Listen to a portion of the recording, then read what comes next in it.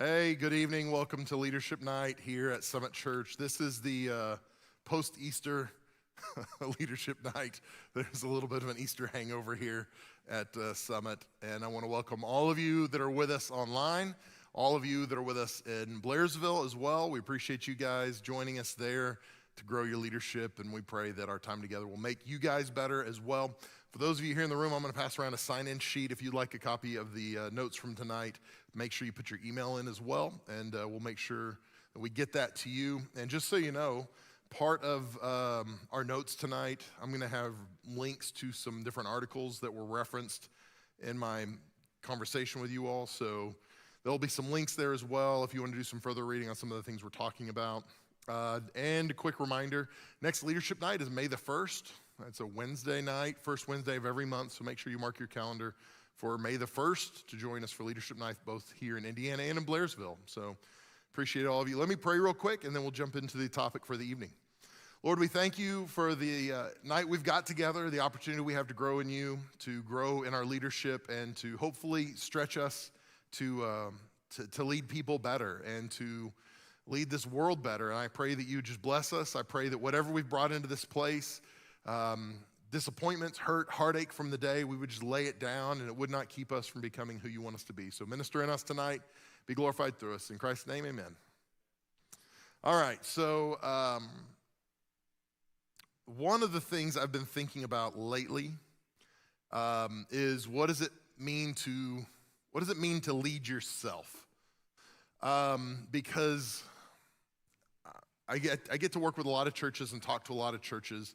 And one of the things I've seen is that churches don't get into trouble because they have doctrinal issues or theological issues very often. Their problems normally come because they have bad leadership decisions. And so their doctrine might be flawed, in my opinion, but where they get into real trouble is that they just have bad leadership. And bad leadership often stems from a senior leader not leading themselves very well. It starts in kind of a more ethereal way. And so I want to talk just a little bit about what does it look like to lead yourself and what are some ways that we can learn how to lead ourselves better so we can lead people better. And so I didn't warn Michael. I'm just going to ask you guys, some of you here in the room, I just want you to shout out to me. What do you think it means to lead yourself? Give me a definition or some ideas of what that might be. What does it mean to lead yourself? Okay, remain humble. Okay. What else? What does it mean? If somebody said, hey, you need to learn how to lead yourself better, what do you feel like they would be saying to you? Self-discipline? Yeah.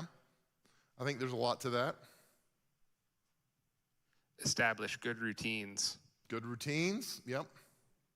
Yeah, all these are definitely part of that for sure, I think. Enforce proper boundaries. Okay.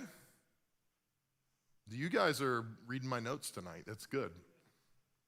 Anybody else have any thoughts? Okay. My definition, my working definition for leading yourself, and this is really basic, is just doing the next right thing no matter how difficult. So it might be a little thing in my personal life. It may be a really big thing. But whatever the next right thing to do is, I'm just going to do it no matter how difficult. So when I say no matter how difficult, no matter what it may cost me, no matter how much pain it may inflict, if I know it's the right thing, and for us, all of us here in the room are part of Summit Church, so I can say this. The next right thing for me is filtered through the Word of God. It's filtered through what I believe to be the character of God. So those are my North Stars. That's the North Star for me for, is it the right thing? So I want to do the next right thing no matter what the cost may be, no matter how painful it may be, no matter how difficult. And to me, I can apply this to virtually any area of my life, and that's going to help me lead myself better if I just know, here's what the next right thing for me to do is, and then I do it no matter what. Because for me, if I use this as my lens, I can think about things like my mental health. Okay, so I can stay in a place with my own mental health, or I can do some things like I can go see a therapist, a Christian therapist, to help me with my mental health. That's the next right thing. So I'm going to make an appointment. I'm going to make that happen because that's the next right thing for me to do with my mental health.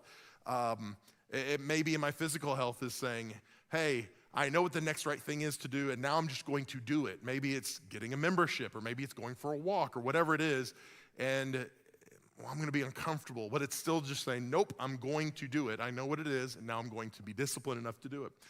So with that said, I was thinking through just personally, what are some ways that we lead ourselves well, or we can learn how to lead ourselves well? And so I've got 5 things, and I'll talk through these with you. And then we'll just take some time. And I would love to hear some of your feedback, too, when we finish up, just about, some additions to this list. What do you guys think? Maybe pushback on where you'd go, hey, I disagree with that. So let's just walk through this together. Folks, 5 ways to lead yourself well. Number 1, work on your character. Especially in the church world, this is something that we talk a lot about. It seems not to have as much traction in the business world, but it's still really, really important because what we tend to do is focus on things that are visible and not things that are invisible. So in the church world, we may work on my preaching, but I'm not going to work on my character because my preaching's visible, and that's what gets me affirmation from people. People never say, Mel, you're so godly. People say, Mel, you're such a good preacher, and so I want to feed into that. Or you're such a good singer, whatever the performance is, but they don't very often say, you're a person of high character. And so what happens is we tend to work on the things that are recognized and valued by others. And as a result, it gets us into problems. And so when we talk about our character, it's just really our moral self. It's who we are when nobody's looking, is kind of the old adage. John Wooden said this. He's a legendary coach for the University of California, Los Angeles Bruin basketball team. He said, be more concerned with your character than your reputation, because your character is what you really are, while your reputation is merely what others think you are. Your reputation can be lost in a moment, but if you're a person of character, you can keep doing the right things, and even though the people might criticize you, your character will hold you up. And in the church world, it's easy for us to say your character can mess up your life. If you're not maintaining good character, then it can cause you to lose your job. And I was thinking through this idea, and I thought, man, it's different in the business world, because if somebody is great at sales and they're cheating on their wife, their company's not necessarily going to fire them. But as I was thinking through this, just extrapolating this out, I thought about a guy named Harvey Weinstein. Does anybody know who Harvey Weinstein is? He's a very famous movie producer at the Weinstein Company. At one time, he was worth close to $500 million. And some allegations came out about his mistreatment of different people in Hollywood, and assaults and different things he had perpetrated that were obviously criminal. And it's still, you're not going to feel bad for him. Today, he's worth about $25 million, which is still like, man, I would love to have a fall like that. I'd love to have $25 million. But the guy lost a significant portion of his wealth. He lost his credibility. He lost all these things not because he was bad at his job, but because he was bad at his character. And what I would tell you is, if we are bad at our character, eventually it'll cost us our jobs. It'll cost us our reputations. But if we will work on our character, it'll actually strengthen our performance. It'll actually strengthen our credibility. It'll make us better at our jobs, whether it's in the nonprofit world or whether it's in the for-profit world. A leader's character determines what they pay attention to, who they spend time with, how they receive feedback, and whether they're able to make effective judgments and decisions. So when we talk about character, again, I'm going to throw this out there and let you speak into this. There are a few characteristics I think of, or things that make up our character, but what are some things that you would say define our character for us in the world we live in? When I say character, how would you define that? Honesty, that's at the top of my list. Temperament, okay. And I assume you're talking about a good temperament? Okay, because I've known people with a temperament that were not very, their character was not present in their temperament, so yeah. Work ethic, that's a good one. Humility. Humility, that's a good one. I've got integrity on here. I think that's important. that I'm going to be the same whether people are watching or not. I've got kindnesses on here as well for me, that I think that's a high value when it comes to character. What else? Anybody else have thoughts on that? Courage. Courage, that's a good one. It's interesting when we look at the word character, and there's actually an article that's linked in this in my notes that you can explore this a little further. But the original idea for character was that it was the symbol, it was your symbol that was on a signet ring, so you would use it as a signature. It was your character. So it was who you are. And in the 17th century, this began to shift from this idea of it being a literal character of represented who you are to this idea that it was the sum of the qualities that define who you are. So it wasn't just about the symbol, but it was about all these things make up who you are. And really when we think about character, it really is the sum of the qualities that make up who we are. And if we want to be people who lead ourselves well, we have to work on our character. We have to be conscientious of who we are. That leads us into our second point. The second one is this. You have to learn self-awareness. This is so hard. It's so much easier said than done. I was reading the Harvard Business Review. Again, I've got an article linked in the notes if you'd like to read a little further. But it was talking about a long-term study they did, over 5,000 participants in this study. And what they found is almost 100% of the participants thought that they were self-aware.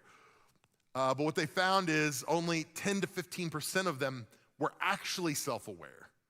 And they just measured their perception of themselves and the perception of those around them of who they were. And there was an incongruence in those things. They couldn't actually see themselves very well for who they were, and they had a hard time understanding who other people thought they were. And there's a real problem here for us as leaders, because when we lack self-awareness, it's going to cause problems in our lives. Just think about interpersonal relationships. The person who has no idea that their breath is horrible and they're a close talker, it's going to cause issues in relationships because they have no idea about their breath, right? Okay, and that's a crude example. But think about the person in your life who always feels the need to correct you about everything, your grammar, your language, your whatever it is, and they might not even be aware of the fact that they're doing it. They think it's a good thing, but really it's causing them to break relationships all around them. They just lack self-awareness. They don't realize what they're doing. I was talking to somebody not too long ago, and I had a conversation with this person, and I called something out that I saw in them, and I just said, man, I've really noticed you are, and it wasn't a criticism at all. And he said, you really think so? And I thought he was being sarcastic with me. And I said, yeah. He said, well, what makes you think that? And I'm, well, okay, this and this and this and this. And I went through a list of about 5 things. And he was still unconvinced, I could tell. And that's when I realized he's got no idea that he's like this. It was like, okay. And it wasn't a bad thing that he was like that, but it was just, he had no clue. And he's probably been this way for a long time, and he had no idea he was this way. And his behavior could cause problems in relationships, could cause problems as a leader, or whatever it might be. But we have to be self-aware because it's going to cause problems. The real reason we want to be self-aware, though, is because it actually brings benefits. When we are self-aware, it actually brings benefits all around us. One of the things they saw in this study was that when we see ourselves clearly, we're more confident and creative, we make better decisions, we build stronger relationships, we communicate more effectively, we're less likely to lie, cheat, and steal, we get the most promotions, and we have the most satisfied employees. If you are self-aware, if you can work on your self-awareness. And one of the interesting things that we saw in this study, and this is just one of the takeaways, experience and power actually hinder self-awareness. So the higher you go in an organization, it actually hinders how self-aware you actually are, because it limits feedback for you many times. And the more confident you are in yourself, you're like, well, hey, I've led the sales team for 15 years, and I'm in charge, and I know what I'm talking about. so you don't seek feedback, and it insulates you from criticism. The other part of that is the power. So when we have a high degree of power, we think, I know, I've got it going, I don't need. As a result, it makes us less aware. So I know some of you right now are probably thinking about bosses you've had in the past that they were at the top of the flow chart, but they had no idea about a habit they had or a leadership principle that they had that was all wrong or whatever it might be. And so this is just a caution to us, to just because you lead a department or an organization or a company does not mean you are immune. It actually means we need to be more proactive about being self-aware. So how do we become self-aware? I'm glad you asked. That leads us to number 3, and I heard this a couple times: stay humble. You really have to work to stay humble, especially if you are having success in leadership. If you are killing it with sales, your division is developing more products, whatever it is. If you are succeeding, you've got to work to maintain humility. And it's not easy to do because people want to tell you you're doing great. You're so awesome. Man, our company would fail if you weren't here. And it's easy to start going, yeah, you're right. I'm kind of a big deal.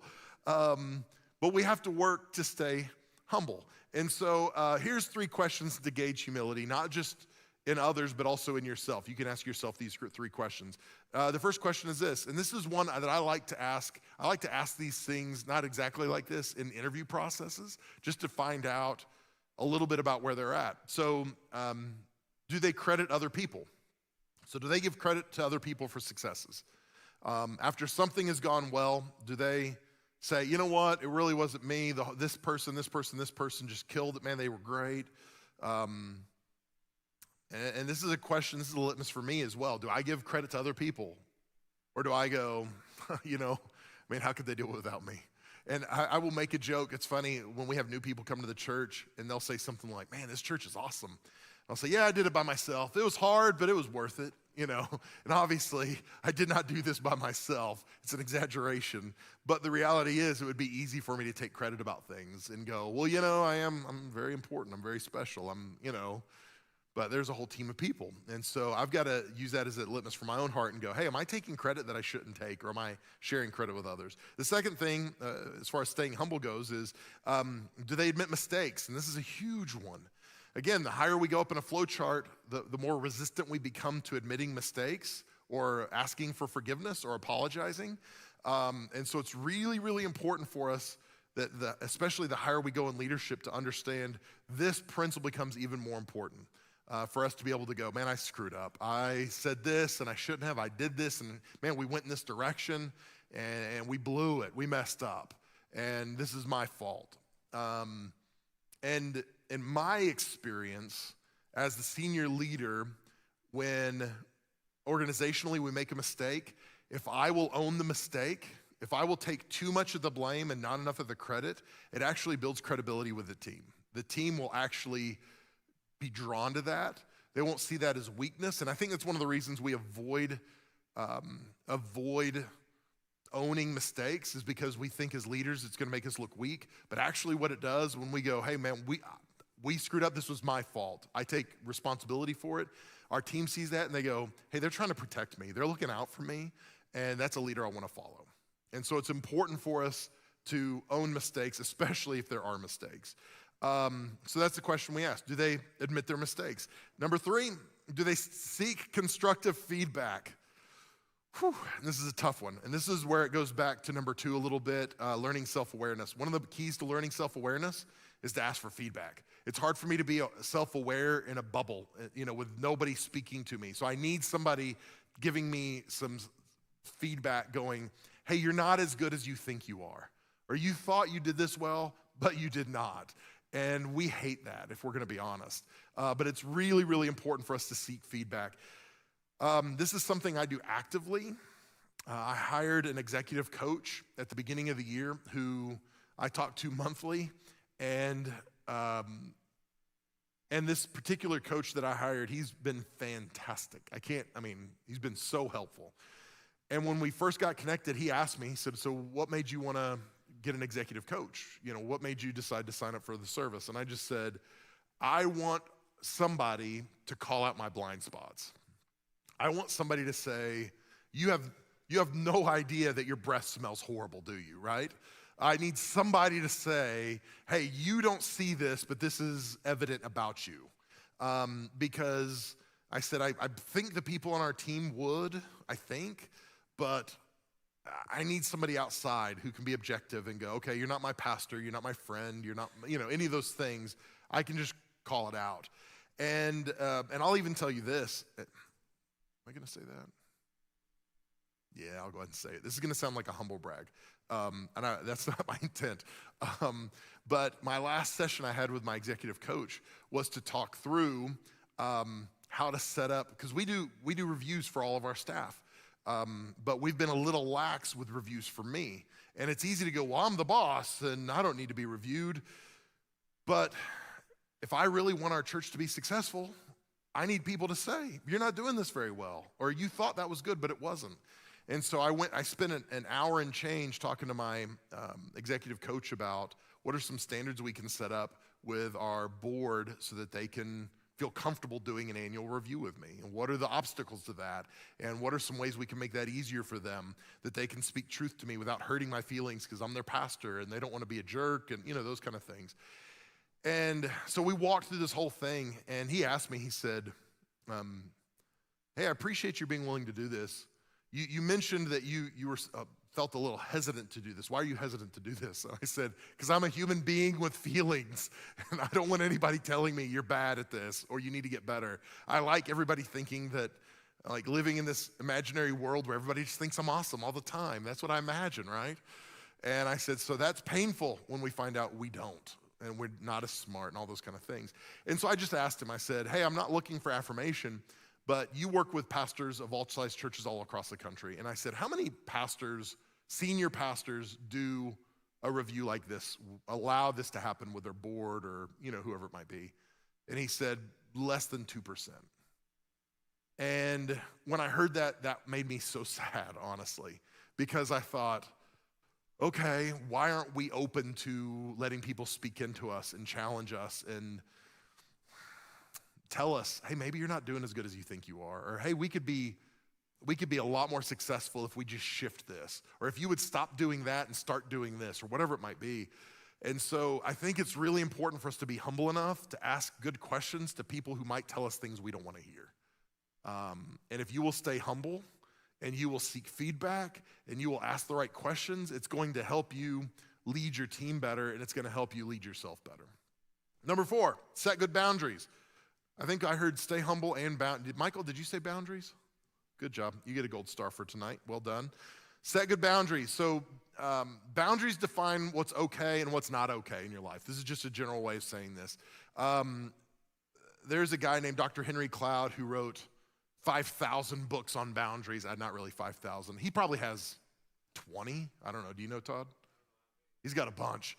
Boundaries for parents, boundaries in life, boundaries for leadership, all kinds of boundaries books. One of the things Dr. Henry Cloud said in his book, Boundaries for Leaders, is you get what you create and you get what you allow. And so what happens for us a lot of times as leaders is we don't set good boundaries in our lives. And so we get to a place where we are saying yes to too many things. And I've seen people that will work 10 or 12-hour days, and they're still not getting their work done. And part of the reason is because they're saying yes to too many things. They're overcommitting. They're not having good boundaries. And because of that, they're getting some things done, but they're not getting the core things done. They're not getting the important things done. And if you are a supervisor of somebody who does that, then that's a hard conversation, because they're like, look at all I've done. It's like, but I didn't ask you to do any of these things. I asked you to do this thing. And because you had bad boundaries, you couldn't say no, and now you're getting yourself into a bind. And so here's a few questions to gauge healthy boundaries. Do you feel overwhelmed or burned out? Because if you feel overwhelmed or burned out, there's a good chance maybe you have some bad boundaries, because maybe you're saying yes to too many things.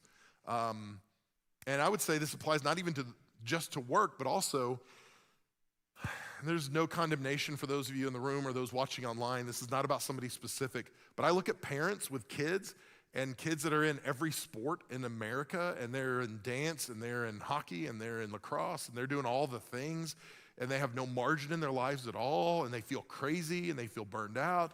And I want to say, you've allowed this to happen because you have bad boundaries. So put up some good boundaries and go, you know what, we can't afford for you to play in every sport this year, so pick one, And it feels like we're being bad parents, but maybe we're being good parents because we're setting up some good boundaries.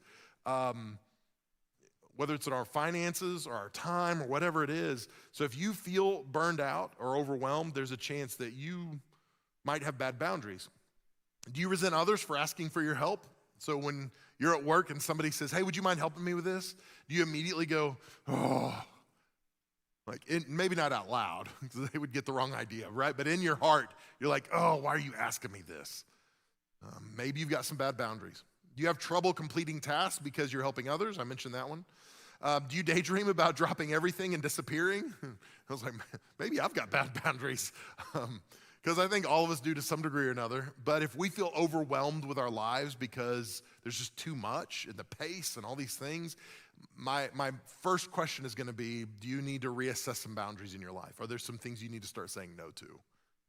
And sometimes when it comes to boundaries, and we won't spend much time here, but I'll say this. Sometimes when it comes to boundaries, it's not about saying no, but it's about saying yes. Because maybe we've built some boundaries we shouldn't build.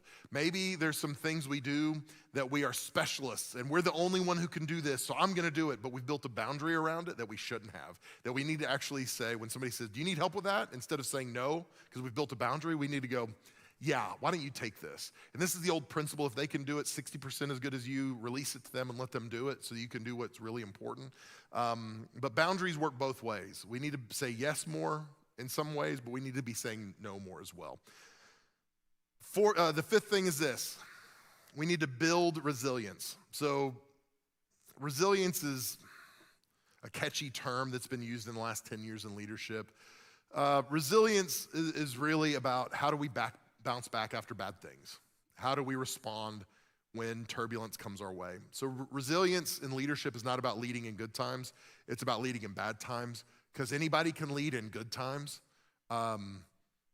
If I could be president of the United States, if there was no conflict in Congress or with the Supreme Court or with foreign nations, the economy was perfect. If somebody handed it to me, I could lead for a season in that. If everything was perfect and the planets were aligned, I could do that.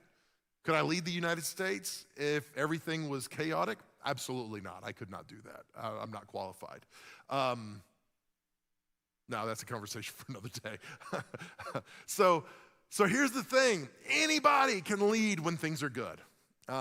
Anybody. I think about, I know there's not a lot of Dallas Cowboy fans around here. So Jimmy Johnson led the Dallas Cowboys from the worst team in the NFL to the best team in the NFL, led them to Super Bowl appearances. And then Jimmy Johnson got in a fight with Jerry Jones, the owner, and Jimmy Johnson left, and they brought in Barry Switzer, this Hall of Fame coach from the University of Oklahoma, and he was not qualified to lead that team. But he came in and they won a Super Bowl. And the reason they won a Super Bowl was because his team was awesome. They had the most talent on the field. They were gifted. It was not because he was a great coach for that season. In fact, after that, he ended up getting fired. The next season, they just didn't do great, and his players were getting in trouble. But he could lead that team when everything was good, but when things were bad, he failed. And here's the thing. Resilience is about what do we do when things are bad? How do we respond when things are bad? When all the forces are working against us, what do we do in that moment? Because the truth is, we have to produce whether things are good or bad. No matter what your industry in, you have to produce results. So we have to learn how to produce results even in bad times. So how you lead in bad times is transformational for your organization because a couple of things. Bad times produce new opportunities. COVID was bad for a lot of people, but it produced some new opportunities for churches, for different industries that people took advantage of, and people filled some niches that they really got ahead. You can learn and retool during bad times. So if you're being aware of what's going on with your organization, it gives you a chance in bad times to go, hey, how can we shift and pivot in this moment and actually get better or gain market share or shift our culture, whatever it might be. Also, the last thing is how you lead in bad times will send a message to your team, and it'll also be a model for your team. So if you melt down and you act like a frightened turtle during bad times, you're sending a message to your team about who you are, about how you lead, and how they should act as well. And so when we lead well, when we're leading ourselves well, and we're being resilient in bad times, we're actually sending a message to our teams of, hey, we got this. It's going to be fine. We're going to weather the storm. It's going to be okay. So it's really important for us to build resilience. So one of the ways we build resilience is just by doing hard things. We just do hard things. We don't shy away from them. We do what's difficult and challenging. Maybe we start things without having the full, complete plan, but we're going to do hard things. We're going to have hard conversations. We're going to do what other people don't want to do, and that's what's going to make the difference. That's one of the ways we build resilience. Being consistent about how we respond in bad times builds resilience. Because like I said earlier, we still have to get results, even in bad times. Peter Drucker, I don't know if you're familiar with Peter Drucker. He's brilliant in a lot of ways, but he said this: popularity is not leadership, results are. It doesn't matter how good a person you are. If you're not getting results, if you're not moving the ball down the field, then you're really not leading. Leadership is getting results, even in bad times. So these are the 5 things I said, in my opinion, these are 5 ways to build, to lead yourself so that you can lead others. And I'll open it up. And I'll open it up to Blairsville as well. If you guys have questions, let us know. And if they've got questions, Michael, we'll start with Blairsville because we're going to cut them loose here in a few minutes. But those in the room, those in Blairsville, I'd love to hear some questions or comments, feedback from you. If there's things we can add to that list, let us know. How do you handle sycophants when you accidentally hire one? I think you can lead if they're sycophants, but their heart is right. Because sometimes we're trained to be sycophants. Because sometimes we've been in an organization where people are demanding, and that's the only way to survive sometimes in an organization. And so sometimes people come in and they've got to be retrained. They've got to learn the new culture. They've got to see that it's safe to be a dissenting voice. And so it just takes some training and development. And so I think in our culture, I would use the language that we pastor people through that. We give them permission to be a dissenting voice. I think I wouldn't use pastoral language in the business world, but same kind of principle. You would just lead them. Think about, you adopt a dog that's been abused from the pound. They're not immediately going to be transformed. You've got to train them into a loving relationship and help them learn, like, hey, this is the culture of our home. It's going to be safe. It's going to be, all those kind of things. I think the same idea would be applicable. If they're just a sycophant because they're a suck-up, they're an Eddie Haskell, does anybody remember Leave It to Beaver? Am I the only old one? Okay, a few of you. But if they're just an Eddie Haskell because they're self-serving and they're a sycophant, then that's different. You fired them. That's a good question.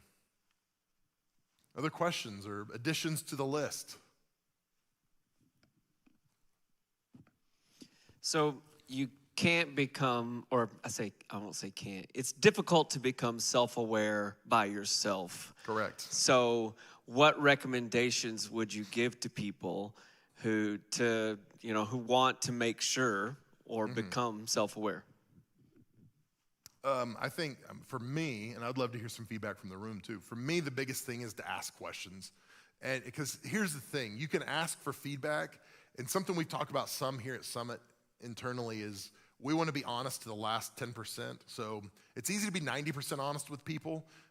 Think about it this way. Your wife goes, do you like these pants? And you're like, yeah. And you leave out 10%, right? Where it's like, I do like them, but they're a little too short or whatever. Because you're like, I'm gonna be 90% honest. I do like them, and I don't want to cause a problem. And we do this all the time. So sometimes when we ask for feedback, we go, hey, tell me how you think I performed in the last quarter. I need, with this metric, whatever it is, give me some feedback. What do you think I could do differently? And somebody feels bad, and they go, well, I think you did good. You did great. It's like, so sometimes you have to push a little bit when you feel like maybe they're not being totally honest. And I think part of the key might just be to find the person that will be totally honest and go, okay.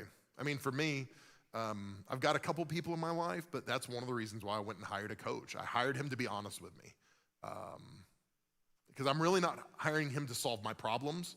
Like, I've got these problems I can't solve. That's why I've got Jim Hennessy and John Nuzzo, but I'm hiring him to tell me what other people won't tell me. And so you might have to hire it, but I would just continue to ask. What else? Anybody else have thoughts on that? Yeah, Stephen. Objectivity is huge, but also you have to find, you have to ask the right person, somebody who you trust credibility-wise. Yeah. You know, if I give a lecture to a group of high schoolers, I'm not going to ask the high schoolers, how did I do? I'm going to ask, whoever's ahead of me. Yeah. Yeah, that's good. That's good feedback. I think it can help whenever you point out a mistake as it's happening. I mean, we tend to not do that, I think, because we don't want people to be exposed as wrong in front of other people. But I think that sometimes when the mistake is happening and you can draw a clear association between the mistake and the person, like the way they carry out their work or whatever it is, then it helps them see how this flaw that they have is resulting in concrete bad decisions. Yeah, and I don't disagree with that. The only thing I would add is I think you have to earn the right for that. And so you have to have the credibility, like relational credibility, to be able to call somebody out, especially if it's in a public place, to be able to go, hey, I appreciate you saying that, and I know your heart, but let me speak to this. Here's why I would adjust that, or here's why I would shift that. Even with that, if you soften it like that, you still have to have the credibility with them to be able to pull that off publicly. But yeah, I agree with you. I have a question about how your executive coach relates with you. Does he mostly focus on negative things? And if he does, do you think that you have to establish the premise of a relationship so that it's predicated on, hey, I'm going to focus on the negative things to help pull you up? He really lets me set the tone. I mean, so a week before, he'll email me and say, hey, don't forget, we've got an appointment on this day next week. Just be thinking about what you want to talk about. And then 2 days before, he'll text me and say, hey, just a reminder, be thinking about what you want to talk about. And so he lets me set the tone on that. And so he approaches it in a way, and he wrote a book on coaching that I've got, and I'm gonna read it because I'm gonna use his approach when I'm coaching other pastors, honestly. But he does a great job of not telling me what to do, but just asking me questions that's leading me to the right place, right? And that's really the right thing to do. And so it's really not about saying, hey, Mel, you're bad at this, stop doing that. But it's more about self-discovery. Like, he's helping me discover what's bad about myself instead of him pointing it out. So he's asking questions like, okay, well, why do you think that didn't go like you would like? Well, I think because of, I'm hearing that this is a value for you, but it doesn't sound like you were applying that value there, so why do you think that wasn't happening? And now, so I'm unpacking all this, but he's just the one who's handed me the shovel, if that makes sense. Yeah, that makes sense. Yeah, I don't know if I answered your question adequately, but that's a good question. Anything from Blairsville? Not yet. Not yet. Okay, that's all right. Hey, Ronnie. So, from the character as a leader, right? One that we didn't discuss is empathy. I think a leader that fails to understand the importance of empathy can be very destructive. Absolutely. I lived it. Yeah. Because I was a leader without empathy. And not being self-aware of the understanding of having empathy towards someone can be so destructive. And especially personalities are different, right? And that understanding, that dynamic of different types of personalities, like another type A personality that I deal with in business, wouldn't matter the destructive tone between one another because we're going to shake hand and,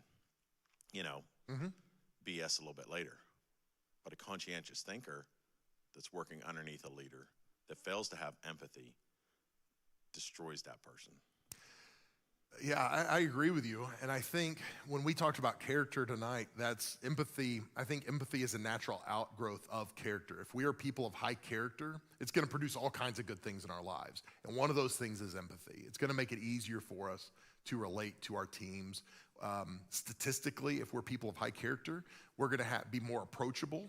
And if we're more approachable, our team is going to feel heard and valued. If we're approachable, then we're more likely to hear feedback, all those kind of things. But to me, it's all related to us being people of the right kind of character as a leader, because then it does produce empathy. We become people that other people want to follow. Yeah, so that's great.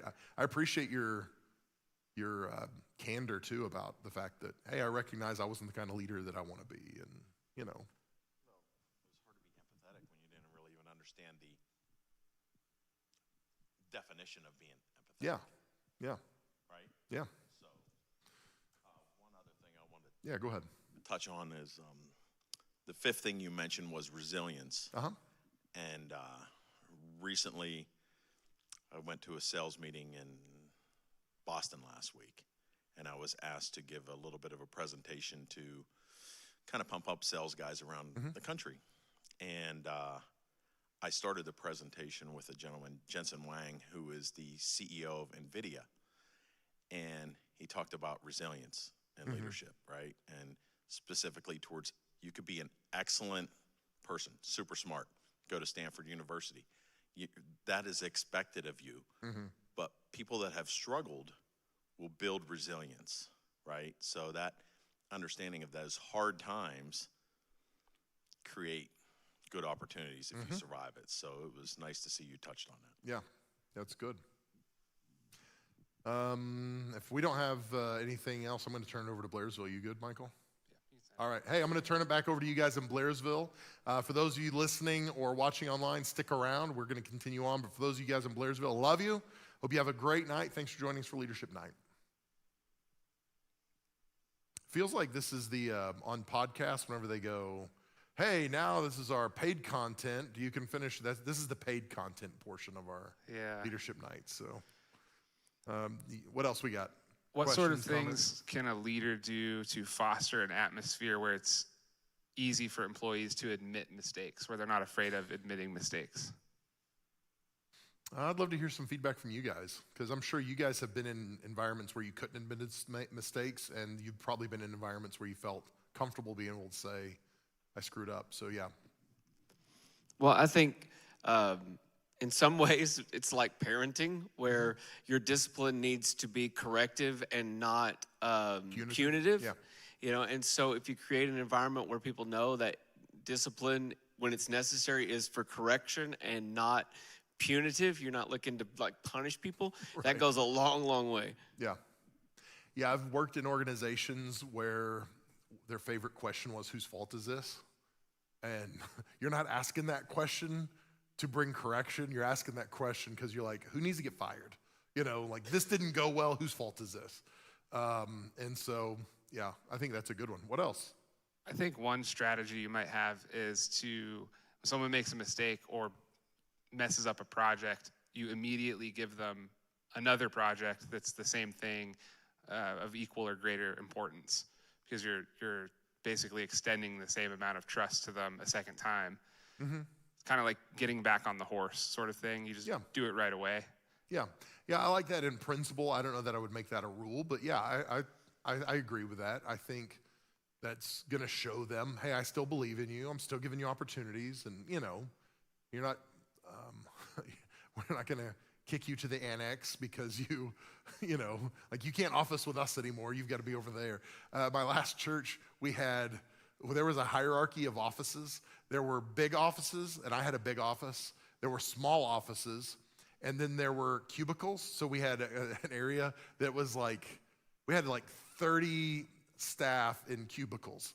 And anytime somebody left a small office, the people in the cubicles would start, like, they were ready to pounce, like, who's getting that office? I heard they were leaving. Who's getting the office? Same thing. Big offices closed. You know, somebody was leaving.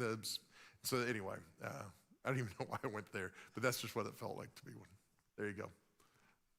Cubicles, small offices, big offices. So the cubicle people are interesting. Would you, as a leader, Let's go there for a minute. Good segue. what Yeah, if go you ahead. what if you punished that kind of I don't know if you'd call it Predatory behavior? yeah, like We the did. scavenger birds. I did when I was there. So I came in and that was the culture. And so I'm not kidding, man. There would be people who would be like, yeah, my last day is next Thursday. And people would start like, hey, I heard next Thursday is your last day. What's happening to your couch? I'm like, I don't know, can I get your couch? And they would literally drag the couch out to their office before the person had left. I mean, it was that kind of, and so when I came, I was just like, we're not doing that anymore. You don't get dibs. This isn't like we're kids and we're calling shotgun on things. So I shut all that down. I just thought it was ridiculous. And I kind of had an internal rule. If you asked for an office, you weren't getting an office. And so that's kind of the way I approached it. But yeah, I mean, in a lot of ways, I was punishing that kind of predatory behavior. I didn't broadcast it.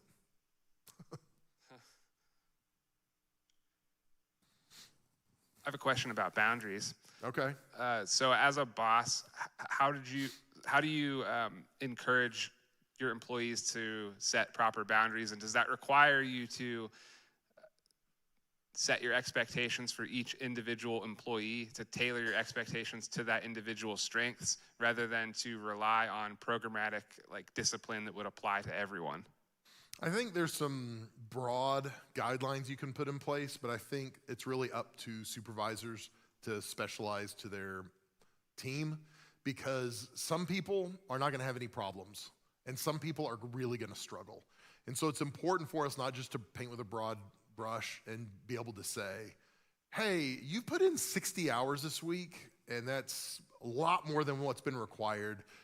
How can I help you? You know, how are things at home? What's going on? And to be able to bring some correction to that just to help them be healthier overall. And again, maybe that's an issue of, hey, I'm working long hours because I'm not getting my work done because I'm doing other things in the office. And so all that is important. And so I think it's important to be individualized when you have those kind of conversations and look at that. But there's broad things we do where we tell our staff all the time, take care of yourselves. Guys, be paying attention because I can't police you. I don't know what your schedule looks like. So I need you to be mature enough to do this. And so there's probably some of our staff that do it well, and there's probably some of our staff that don't do it well. And when we notice them not doing it well, we'll call it out and we'll say, hey, when was the last time you took off? Have you had a Sabbath lately? Okay, why don't you not come in the office on Thursday? You know, something like that. But So maybe the right way of looking at each individual workflow for a person would be to start from a results-oriented environment. And so that when you ask the question as a manager, how do I know I'm getting my money's worth out of my employee? If your answer to that question is how much time they're putting in on the clock over against what are their results? Right. Like I think the first question is an unintelligent way of measuring it. yeah, it is, it's unsophisticated and somewhat blunt. And it's easy to go, well, they're putting hours in, but the real question is, are they producing results? And if they're not producing results, who cares how many hours they're putting in? And so, yeah, I think it's more important to look at results overall in a lot of ways, but especially when you're trying to figure out boundaries and things like that. Lena, go ahead. Back to your executive coach. Yeah. First, how did you choose your executive coach? And do you know anybody that's not a pastor who has used one successfully? I do know a few people that have done that have that it's borne fruit in their lives, and I know a couple of people that do that in just a pro bono way. Like they enjoy doing it and they have done some of that, and so we can talk afterwards if you'd like me to make a suggestion. The way I found mine is a friend of mine. They were offering executive coaching. He's got an organization that's what they do. And so I reached out to him, and because he and I have a good relationship, I would have been okay with him coaching me. It just would have changed the dynamic because we already have a relationship. We've known each other for a long time. And so he made a hey, I could do it, or I could have this guy, or I've got this guy. And so I just vetted those guys. I looked at what they had done, what their backgrounds were, and the guy I selected, I just liked what he had produced in his life. He's veteran, so he's still on staff at a church, a very large church in California, and he's about 20 years older than I am, and so he's got good experience. He's a high-level leader, and he was the kind of leader I thought, that's who I want to be when I grow up. And so, like, I want to learn from this guy. So that's kind of the way I vetted him. And then we had a conversation before, and we had talked for about an hour one day, just getting to know each other, and I was able to pick his brain and ask some questions, and that was what made me go, okay, yeah, this is the guy I want kicking my rear every month. So, yeah, does that make sense? Yeah, good question. I might even have, my coach, his name's Kenneth Mulkey, but I might have Kenneth, I might have him do a leadership night for us. I bet he would, and he would be awesome, so. Just to add another question to the executive coach piece, what made you decide on once a month? Or is it just how your schedule goes, or is it cost was part of it. Yeah, part of it was cost. The other part of it was just schedule and flow, and twice a month is too much. 6 times a year is too little. So once a month, in between, there's things I can work on and get done, and I can go, hey, we talked about this last month, here's where I'm at with this now. And so it gives me enough time to make progress on things or to put things into action, but it's not so long that things get stagnant. How do you recover lost credibility when you make bad leadership decisions as a consequence of reacting poorly to adversity? That's a great question. How do you recover credibility when you've screwed up? Anybody, what'd you say? Own it. That's a good start right there. Yeah.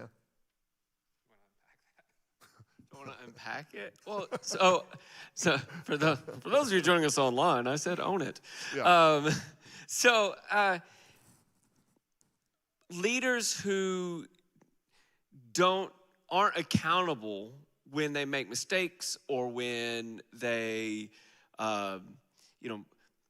lose their temper, or when they, whatever the case may be. When leaders are not accountable to the people that they serve, then there's no way they're ever going to recover their credibility. Yeah. Because people will go, well, he didn't even, he'll never admit that he got it wrong. She'll never say that she, whatever. And so then there's no possibility to regain credibility because you've not been honest with yourself or with the people that you serve. I think a second thing is recognizing as a leader that you're there to serve the people that you lead. They're not, yes, it's a reciprocal relationship. They're there to serve as well. But if you lose sight of the fact that your purpose as a leader is to serve them and to equip and empower them, and that you think that they're there for you, then you're never going to have credibility in their eyes, because they won't understand that, they will understand that you don't value them. Mm-hmm. Yeah, and I'll add to that, and this is not going to be as popular an answer, but it's the reality of the world we live in. And I mentioned that results, like what we produce, is really important. And I will say, in the business world and even in the church world, if we can produce results, that's the ultimate credibility. I mean, now again, it needs to be married with good character. We talked about that. But even when character is lost, if we're producing results, and maybe it's not biblical results like in the church world we're looking for, but if you can attract a crowd, that's going to give you credibility in some people's eyes. If you are a wizard at sales, people will overlook a ton of character issues if you can produce results. So I don't disagree with what Todd's saying at all. What I am saying too is you've got to own stuff, but you better be producing something as well. Because if you're just an apologetic guy who can't do anything, then you're still not going to gain credibility back. Does that make sense? Yes. I'm going to ask another question, and I'm going to varnish it in religious language, but I don't think it matters. Does that mean then that by principle, the sin has less of a negative impact and is less dangerous than your attempt to justify the sin? It can, I think. Yeah, that's a very specific question. Well, and I think the term sin would scale to mistakes too in a secular would. context. It would. Right? Because if Yeah. you make a mistake, like you're saying about owning it, so you make a mistake and then you subject yourself to accountability with great humility, and then you save your credibility as a consequence, and maybe you get to lead something else in the future. But if you make the same exact mistake and then you attempt to justify it, the attempt to justify it seems to be the thing that Will undermine destroys everything else. No, there's a lot of truth to that for sure. And so I think, again, all this comes back to, I started with character when I was talking about leading yourself well for a reason, because nothing else matters if we lose our character. Everything else is based on that principle. And so if we're people of character, high character, and we can get stuff done, that is the magic formula. Doors will open for you. It's shocking what will happen in your life if you will be a high character person, and you know how to get stuff done in whatever industry you're in. It's crazy, the opportunities you'll have and the things that will unfold and all those kind of things. Forget about the biblical principles even, like seek first the kingdom of God and all those kind of things. Forget about that. Just from a worldly perspective, if you operate in these biblical principles, it still produces dividends for you. So you would argue then that the credibility built from character is not only will you earn credibility through that process, but that credibility would be more durable than the credibility that comes from spectacular performance. yeah, because spectacular performance will come and go. I mean, think about sports for a second. There are people that can perform at a really high level for a year or 2 years or 10 years maybe, but very few people can perform for their whole life. But your character is going to be there before and after. And who was it? Hold on, let me look. Oh, Charles Spurgeon. Charles Spurgeon said, let me look up the quote because it's going to be perfect for what we're talking about right now. But he was talking about the importance of character just in our lives in general. He said this: a good character is the best tombstone. Those who loved you and were helped by you will remember you when the forget-me-nots have withered. Carve your name on hearts, not on marble. And I think there's something to that. That if we're people of high character, it's going to matter to people. People are going to remember that. So, yeah, that's good. Is that a good place for us to wrap up for the night? Feels like me and Todd and Ronnie and Michael were having a conversation tonight, and you all got to watch. But anyway, I'm glad you guys came tonight. For those of you watching online or listening to the podcast, we're so grateful that you joined us. Hey, if you're listening to this podcast on any platform, do us a favor and rate and review this. And that just helps us be more visible. And also do us a favor, share this with somebody you think this might be helpful for. So thank you guys for joining us. Let me pray over you. We'll be dismissed. God, thanks so much for these leaders. I pray that we would learn how to lead ourselves well, that we would be people of character, that ultimately, God, we're going to make this world a better place as we lead well. So God, thank you for using us. Bless us. Speak life through us. And the rest of this week, in Christ's name we pray. Amen. God bless you guys. Have a wonderful night.